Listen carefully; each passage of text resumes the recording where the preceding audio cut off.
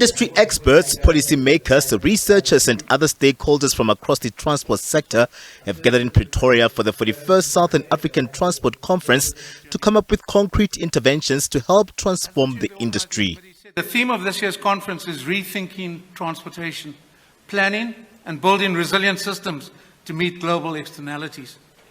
The annual conference aims to discuss and devise innovative strategies for the building of a resilient transport system in line with global standards. The gathering coincides with the burning of trucks reported over the weekend. They're targeting our main arteries, that is our main roads, your N3 for instance, your N4 in Mpumalanga. It cannot be. And therefore we believe, in support of what the Department of Police will be doing, working together with crime intelligence and our ordinary intelligence, we think that these people must be found. And if they are found, I think all of us as South African must agree that they must actually face the full might of the law, irrespective of the reasons that they may put forward. Minister Chikunga says the department is putting pressure on Parliament and the President to pass the Economic Regulation of Transport Bill that will consolidate all economic regulation of transport and address the teething problems. This is what we think is going to address the issue of rail, particularly the freight rail, so that we're able to move cargo from road to rail.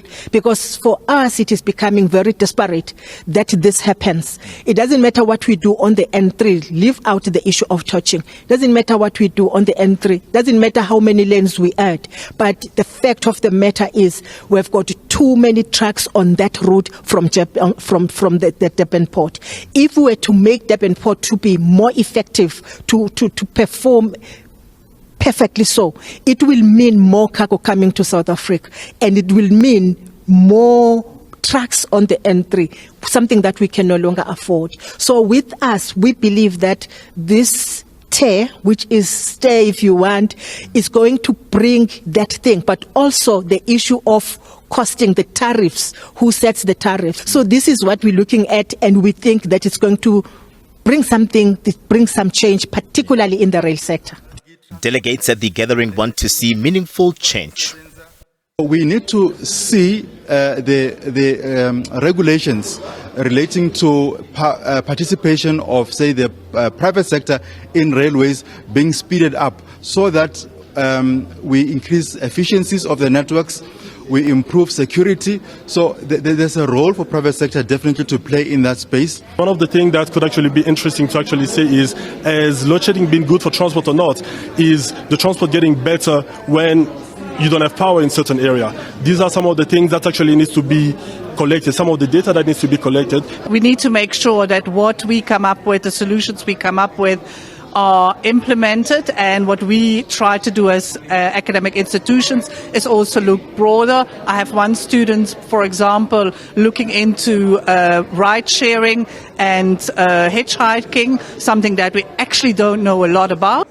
The conference will sit for 4 days to foster collaboration, knowledge sharing and innovation within the transport sector.